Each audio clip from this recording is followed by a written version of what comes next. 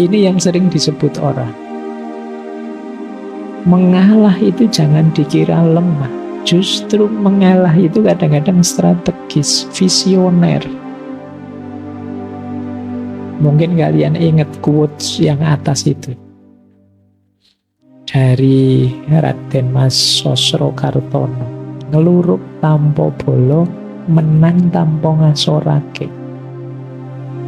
Ngeluruk tampo bolo itu menyerbu tanpa pasukan. Menang tanpa ngasorake. Kita mengalahkan tapi tidak menundukkan, merendahkan. Ini strategi untuk bisa begini antara lain apa? Mengalah. Begitu kita mengalah, kita melakukan kebaikan, mengalah tadi untuk seseorang, dia akan tersentuh hatinya. Sehingga dia balas, ingin membahagiakan kita, ingin memberi kita sesuatu. Ya nama lain dia tunduk akhirnya pada kita. Itu kan kita semacam menyerbu dia tanpa pasukan. Pasukan kita ya kebaikan hati tadi. Antara lain mengalah. Jadi tidak usah putus asa dengan kebaikan, lakukan terus pada siapapun. Pada akhirnya orang yang kita beri kebaikan itu ya akan takluk pada kita. Seperti orang yang diserbu pasukan, padahal itu tidak ada pasukannya apa-apa, hanya pasukan kebaikan. Itulah ngeluruk tanpa bolo. Manusia itu selama masih manusia, kalau dia diberi kebaikan terus, tidak mungkin tidak tersentuh hatinya.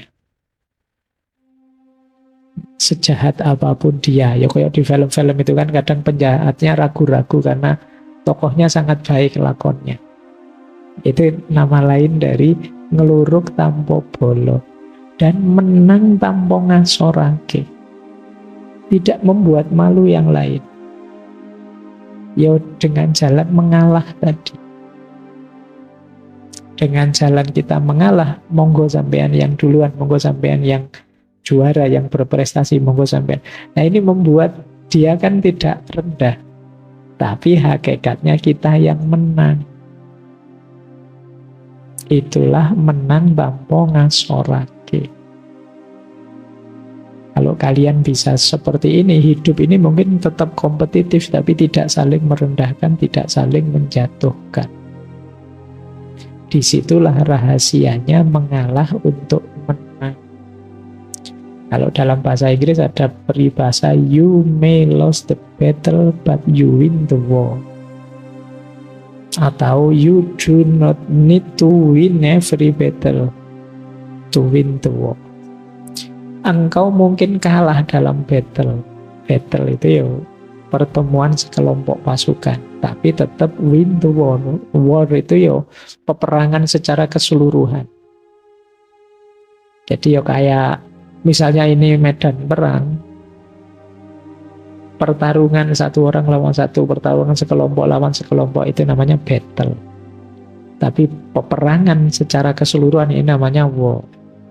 Tidak apa-apa ada 1-2 kalah, tapi akhirnya kan menang di war-nya. Yes, kayak kalian kalau main game-game apa itu loh kan ada yang kadang ada kalahnya, kadang tidak apa-apa sih dalam rangka menang secara keseluruhan. Persis kayak kalian kalau main catur, kadang-kadang tidak apa-apa wis, kudanya dikorbankan, bentengnya dikorbankan, prajuritnya dikorbankan, asalkan nanti kita menang. Itu lost the battle but win the war. Kalah battle-nya tapi menang war-nya. Nggak apa-apalah sekarang IP saya rendah jadi lulusnya biasa-biasa, kamu cum laude, di sisi ini saya kalah. Tapi dalam hidup yang sebenarnya nanti, saya sukses luar biasa jadi pengusaha konglomerat, kamu cuma pegawai saya misalnya. Nah itu lost the battle tapi win the war. Ini jadi kadang-kadang mengalah itu bisa dijadikan strategi. Di banyak kisah-kisah perang, ya nanti kalian bolehlah baca-baca strateginya Sun Tzu atau Three Kingdom dan lain sebagainya. Banyak strategi-strategi ini dipakai. Diumpankan ini biar kalah, kemudian di strategi yang di sini sengaja ngalah biar yang secara umum menang dan lain sebagainya. Itu namanya lost the battle tapi win the war. Ini penting. Yo, hidup juga harus taktis. Jangan nyeruduk terus, maju terus. Gampang kalah. Ada strategi mundur sebentar, ada ngalahnya, tapi nanti kita memenangkan seluruh peperangan. Nah, ini ada rahasia ini juga dalam mengalah. Jadi visioner dan strategis, melihat jauh ke depan.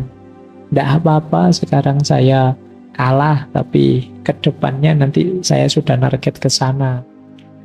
Dengan modal sekarang saya bisa menang. Nah, ini namanya lost the battle tapi win the war.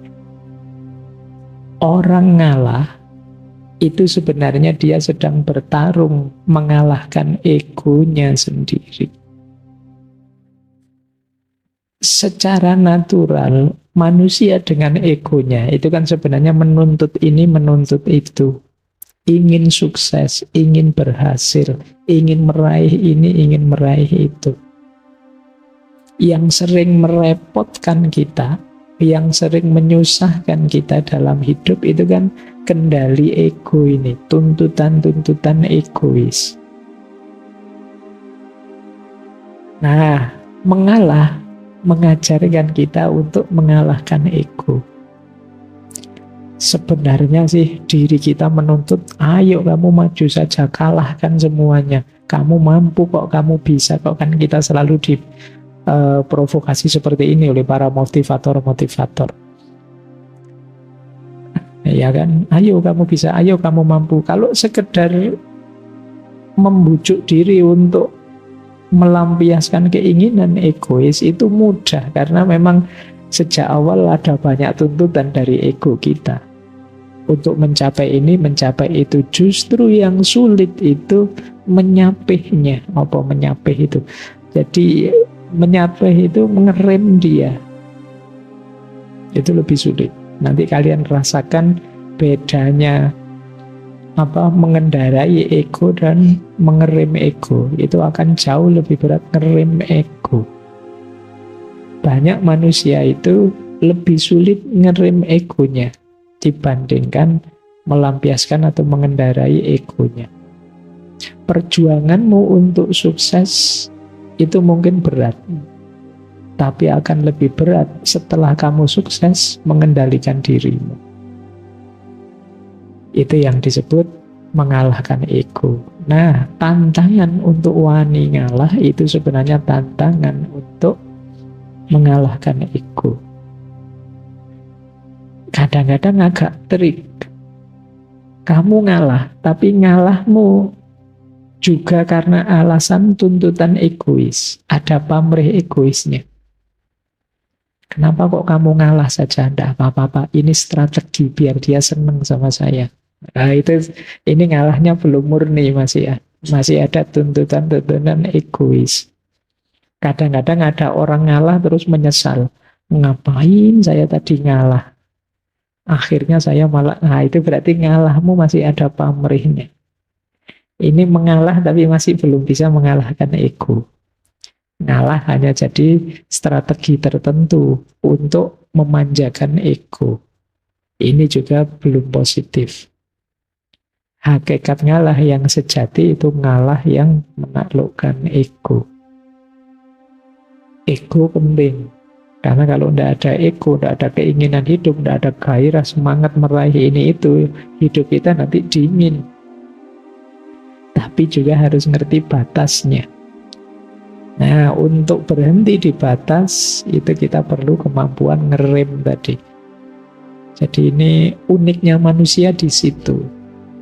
Pak, kok Allah itu ngasih kita juga ego, ngasih kita nafsu segala sih Pak, mau ya dikasih yang baik-baik saja. Karena sebagian besar kenikmatan kita, kesenangan hidup kita ada di situ.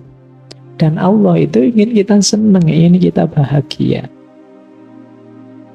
Tapi yo kita tetap harus tahu batas, karena kesenangan tadi bisa blunder pada akhirnya kalau kita tidak bisa mengendalikannya.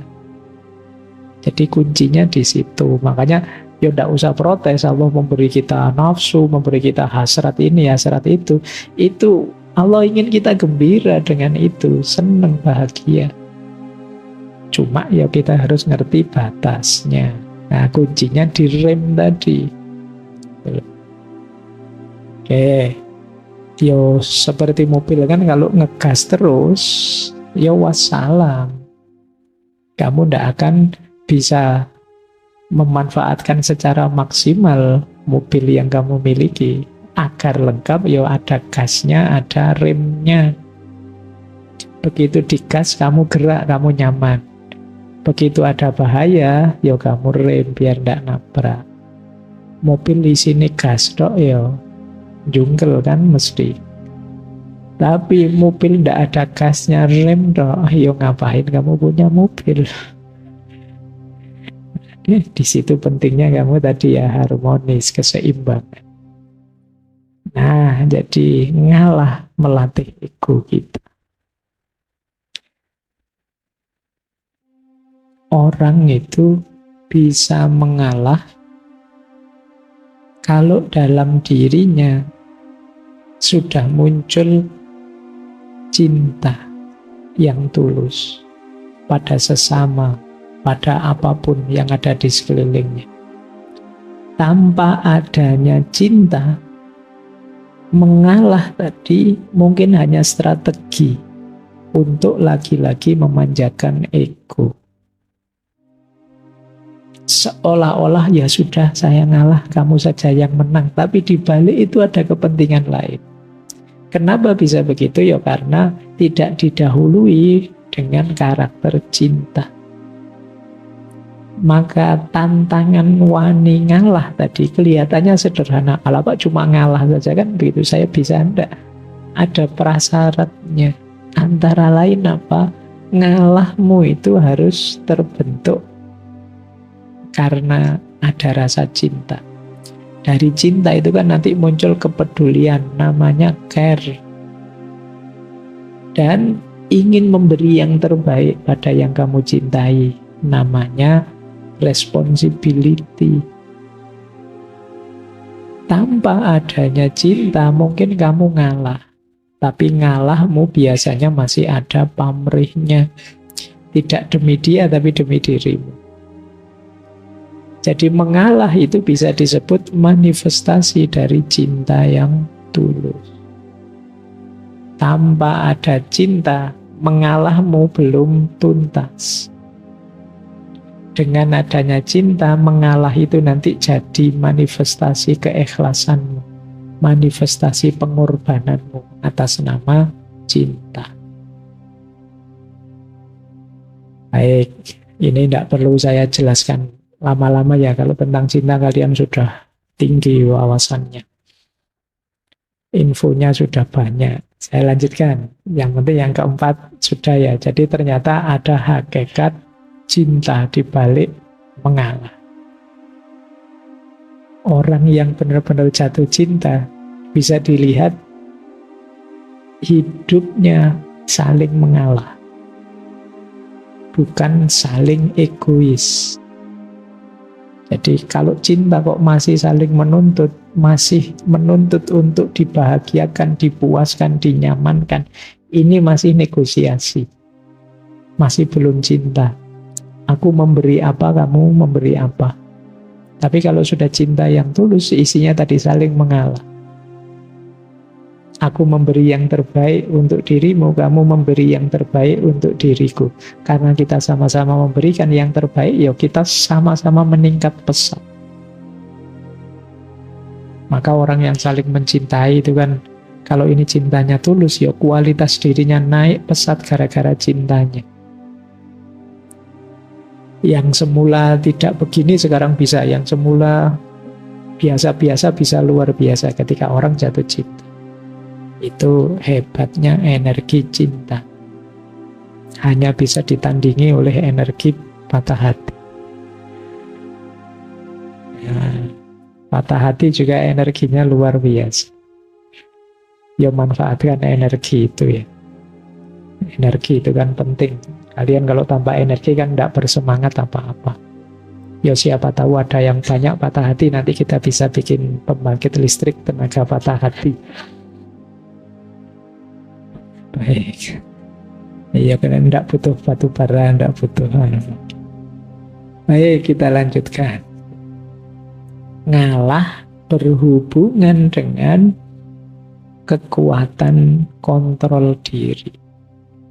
Jangan dikira orang ngalah itu lemah. Orang ngalah itu kuat. Kenapa? Tidak sembarangan orang bisa ngalah. Mengalah tidak berarti kalah, tetapi mempersembahkan kemenangan kepada yang lain. Jadi, kalau mau saya bisa menang. Tapi ya, tidak apa-apa, kamu dulu yang menang. Ini kan orang ngalah namanya. Jadi berarti apa? Dia kuat. Jadi ngalah tidak sama dengan kalah. Juga jangan jadi modus, wah ini kelihatannya saya mau kalah, ini tak pura-pura ngalah saja. Ya, enggak. Kalau itu namanya bukan ngalah, ya tetap kalah itu namanya. Orang ngalah itu dia tahu dia bisa menang, tapi dia milih membahagiakan yang lain. Biar dia saja yang menang, itu ngalah. Dan ini berat, karena ego tadi. Maka hakikatnya mengalah yang kedua, mengalah itu kekuatan. Jangan dikira ngalah itu kelemahan. Hanya orang yang batinnya kuat yang mampu mengalah.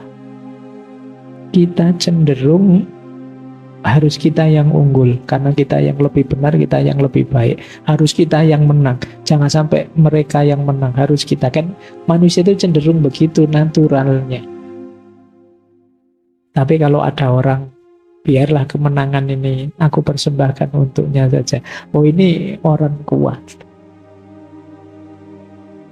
Dan jangan dibayangkan akan ada di sekitar kita sebentar lagi. Sulit. Cuma boleh kalian pakai, saya bilang tadi ya, sebagai senjata dalam konteks-konteks tertentu hidupmu. Kadang-kadang kamu perlu ngalah. Kalau tidak kamu latih, kamu tidak bisa ngalah. Kalau tidak ada orang yang mau ngalah, hidup ini tidak berputar. Kenapa tidak berputar? Kalau semua orang ingin mengejar kenyamanan, keenakannya sendiri, kacau hidup ini. Misalnya orang tua kok tidak mau ngalah sama anaknya, habis anaknya. Misalnya bapaknya mau kerja, ini kerja saya yang capek lah, kok enak ngalah, mau dikasih ke anak-anak, istri tidak usah lah, tidak ada yang ngalah. Guru tidak mau ngalah sama muridnya, sama siswanya, dosen tidak mau ngalah sama mahasiswanya, sahabat tidak mau ngalah sama sahabatnya. Kalau tidak ada satu pun orang yang mau ngalah, ya selesai, hidup ini kacau mesti. Tabrakan semua. Kalau semua hanya pakai logika, lah kok enak, lah kok nyaman. Kalau semua pakai logika, lah kok ini.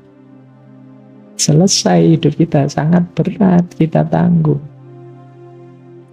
Saya datang duluan kok, ya saya harus duduk paling depan dong. Dan jangan deket-deket, saya butuh tempat untuk saya sendiri 2 meter. Kalau kalian, misalnya, oh itu tidak mau ngalah. Nah, jadi ayo menguasai diri kita, tunjukkan bahwa kita kuat. Jadi kita sanggup melepas sesuatu yang kita anggap berharga. Nah ini, jadi kalau tadi hubungannya dengan mengalahkan ego, yang kedua dengan kekuatan batin. Hanya orang-orang yang batinnya kuat yang bisa mengalah. Kenapa sih orang bisa mengalah? Karena jiwanya adalah jiwa yang luas. Hatinya hati yang pemaaf. Orang yang ngalah itu kan kuncinya 3. Dia mengutamakan yang lain, mendahulukan yang lain, dan memaafkan yang lain. Ini kan seorang pengalah.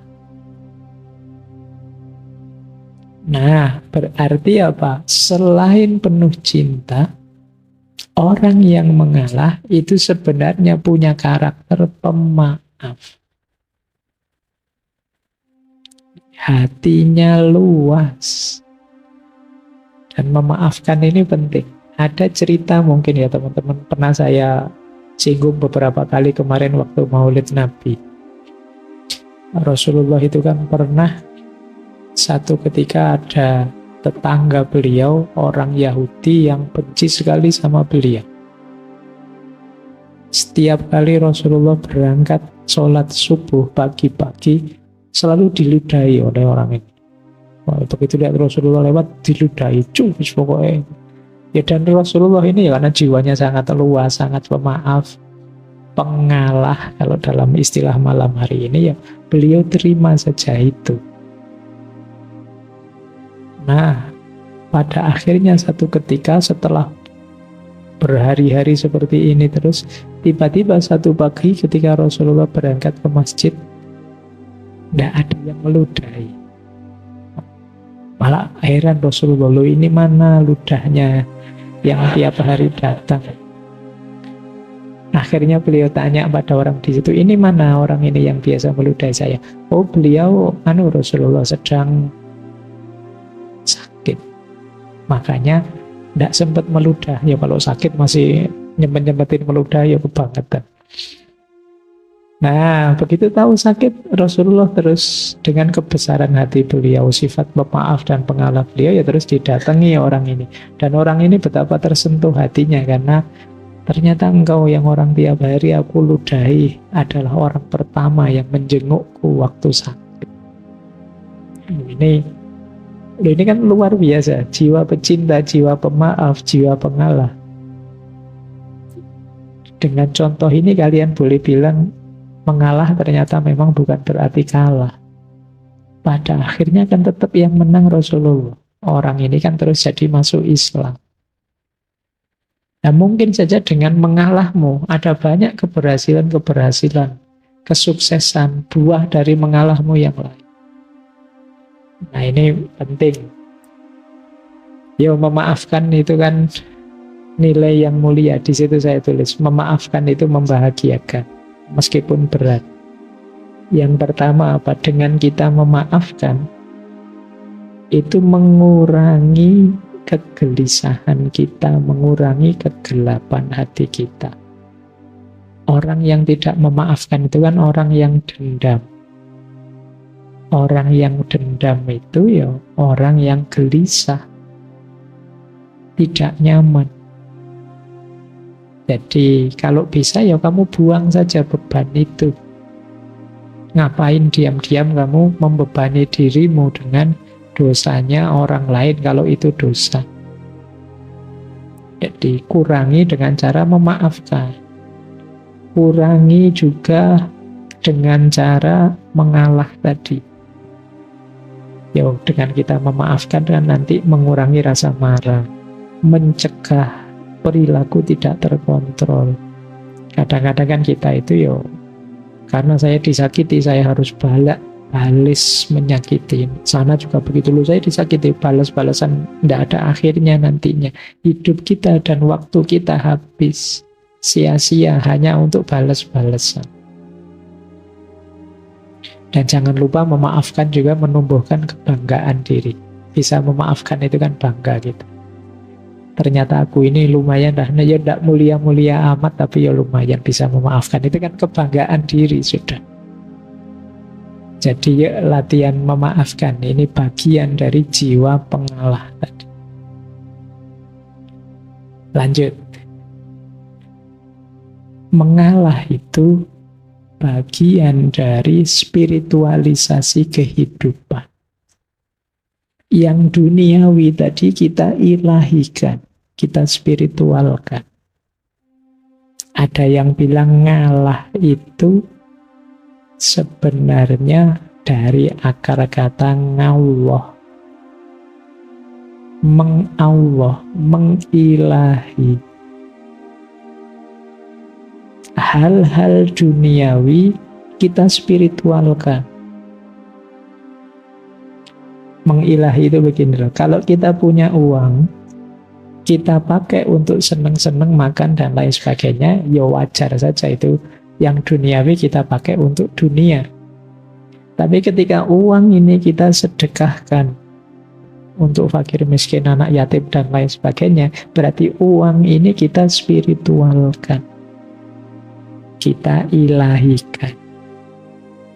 Nah, mengalah juga punya logika seperti itu.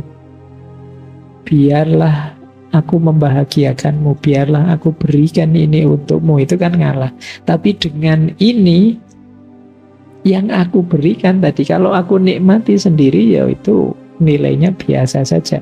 Tapi begitu aku berikan padamu, nilainya jauh berbeda. Sekarang dia bersifat spiritual. Sama-sama uangnya dibuat main dengan dibuat sedekah itu kan beda. Ketika dibuat sedekah, uang ini jadi spiritual. Kemenangan kita juga begitu, kepemilikan duniawi kita juga begitu. Nah, cara menspiritualkan antara lain dengan cara mengalah. Jadi, menspiritualkan peristiwa sebagai sarana menuju Allah. Tidak lagi fokus pada keuntungan atau kemanfaatan duniawi. Inilah hakikatnya mengalah.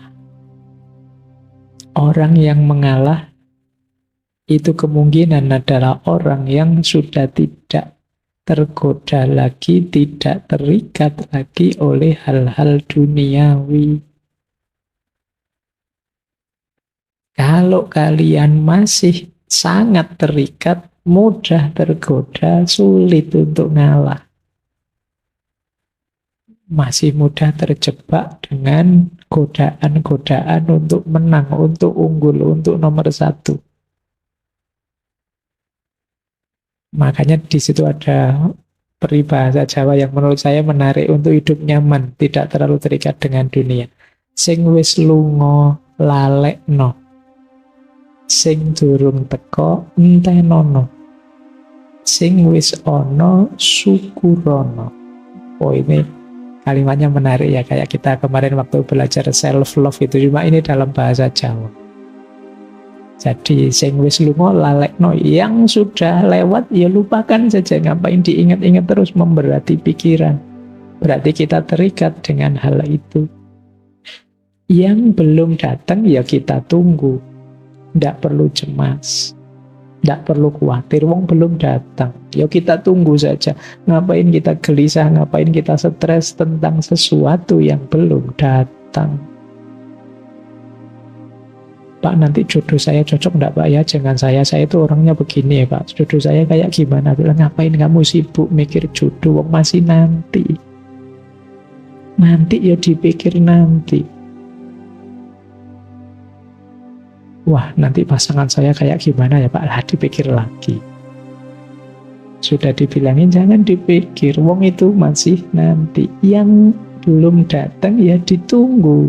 Kalau sudah datang baru kita baca, kita sesuaikan, kita beradaptasi dan lain sebagainya. Wong belum ada sosoknya, kamu sudah, saya latihan beradaptasi Pak. Beradaptasi buat apa? Wong masih belum jelas. Ya ditunggu saja.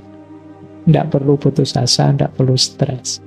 Nah, yang sudah ada, ayo disyukuri. Apapun itu yang kita miliki sekarang. Nah, nanti yang sudah ada akan jadi masa lalu, ya sudah kita lupakan. Yang sekarang kita syukuri pada akhirnya akan lewat. Yang kita tunggu akan datang, jadi masa sekarang. Nah, yang akan datang akan ada lagi. Lo ini lo hidup, bagian dari cokro manggilingan kalau dalam bahasa Jawa. Kita nikmati saja tanpa perlu terikat, tanpa harus baper. Jadi biarkan berjalan sesuai sunatullahnya.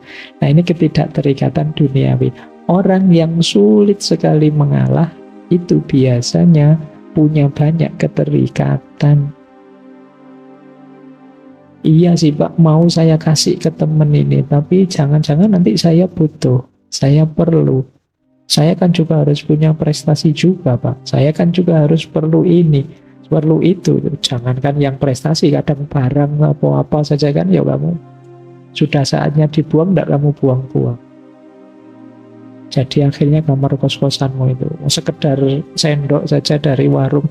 Man loh Pak, ini siapa tahu nanti foto. Ada yang begitu ya. Wah, itu kadang-kadang. Jadi kamar kita isinya ndak karu-karuan wis. Nah, terlalu banyak terikat. Yo kamu pakai siapa tahu kan, siapa tahu nanti butuh Pak, siapa tahu ada, dan sampai tahunan sampai kamu boyong ke kampung juga masih ndak kepake. Nah, nanti perlu belajar lagi logika minimalisme dulu ya, bagaimana hidup itu jangan terlalu diberati oleh kepemilikan. Yuk, jangan terlalu terikat. Iya, kita memang butuh hal-hal duniawi. Kita perlu ini, perlu itu, tapi jangan terikat. Terikat itu namanya harga mati. Sudah, enggak, kalau enggak ini enggak bisa Pak. Saya harus punya ini, saya harus punya itu namanya terikat. Oh, kalau enggak ada ini, saya masih ada ini kok Pak. Kalau enggak ada itu, saya masih bisa ini. Namanya enggak terikat. Waduh, listriknya mati, Anda apa-apa, masih banyak bisa melakukan hal lain tanpa listrik. Sinyalnya kok seret Anda apa-apa, ya berarti tidak usah pegang HP yang perlu sinyal, game yang tidak pakai anu. Nah, ada banyak alternatif kok, tidak usah takut. Tapi kalau kamu terikat di satu atau dua hal, ya nanti akibatnya tadi, egomu semakin besar. Jadinya kamu sulit ngalah.